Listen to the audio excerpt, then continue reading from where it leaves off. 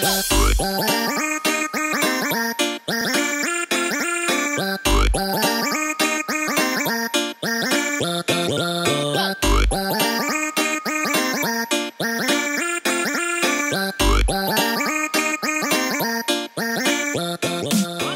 hop, bienvenue dans HTML Bretel, l'émission qui s'appelle comme ça parce que ça rime et puis pas parce que je trouve ça plus drôle en fait.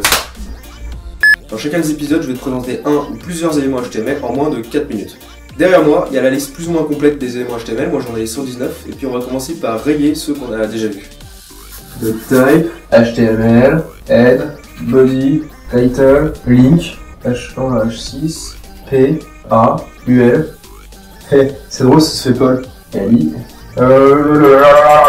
ING, audio et source. Maintenant, il faut qu'on parle du problème. Le problème, c'est qu'il y a une semaine, j'ai fait une mission sur le HTML dans laquelle je fais un site web sur les dinosaures. Bon, alors depuis, il est devenu super célèbre, il a pété le record du nombre de visites par jour, mais ça, on s'en fout. Le truc, c'est que les accents sont complètement buggés. Ah, les accents sont buggés? Les accents sont complètement buggés. C'est fou, j'arrive à faire le grand-père Simpson, mais j'arrive pas à faire un seul accent. Et pour résoudre ce problème, il faut découvrir un élément qui donne une information au navigateur sans qu'il affiche rien dans la page.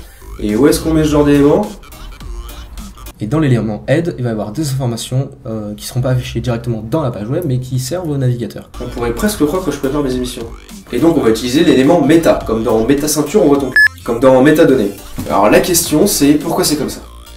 Et la réponse c'est... Alors pour bien comprendre le truc, il faut savoir comment est-ce que ton PC il enregistre des fichiers.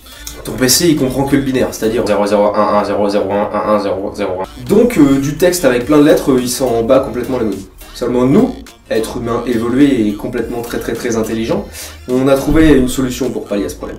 On s'est dit, on connaît comment convertir du binaire en nombre, il nous suffirait d'associer un nombre avec une lettre. Quand on enregistre, on convertit tout ça dans ce sens-là, et quand on l'ouvre, on convertit tout ça dans ce sens-là. Et ça marche, et c'est ce qu'on appelle l'encodage. Donc pour pouvoir passer de ces chiffres à ces lettres, il faut un tableau qui nous dit tel chiffre correspond à telle lettre, et c'est tout. Mais le web c'est mondial, donc il faut prendre en charge toutes les langues. Et comme au début chaque pays a fait sa table de conversion, on a souvent des trucs qui correspondent pas. Mais même bien avant le web, on avait déjà ce problème. La première version de cette table de conversion c'était le morse. On avait un bip long ou un bip court qui correspondait à un 0 ou un 1, et qui correspondait à une lettre. Et les japonais, eux, ils ont eu besoin d'inventer le wabun, qui était une extension du morse, parce qu'il leur fallait plus de caractères pour leur katakana. Et donc pour que tout fonctionne, et avant de communiquer, ils s'envoyaient un code qui disait « Maintenant on va parler en morse » ou « Maintenant on va parler en wabun ». Mise en situation, imaginons deux japonais, un japonais 1, un japonais 2. Ils sont très copains, ils ont envie de parler. Le japonais 1 se trompe et envoie le code disant qu'ils vont parler en morse au japonais 2. Pensant qu'il veut échanger en wabun, il envoie son code en wabun. Le japonais 2 reçoit ce code et le convertit avec le morse. Et là c'est la merde parce que lui tout ce qu'il a c'est quelque chose qui veut rien dire parce que c'est pas la même table de conversion qu'ils ont utilisée. Et ben sur mon site web c'est exactement la même chose qui s'est passé. Si on regarde comment a été enregistré le fichier, on voit qu'il a été enregistré en UTF-8, qui est une table d'encodage. Et si on regarde comment il a été ouvert par le navigateur, on voit qu'il a été ouvert en Windows 1252, je sais pas quoi, truc bidule.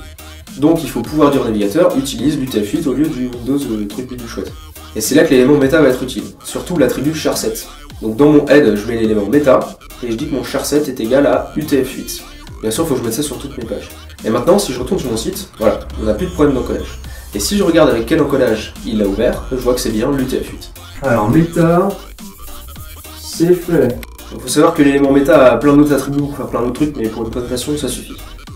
Bon bah à la prochaine pour un autre élément.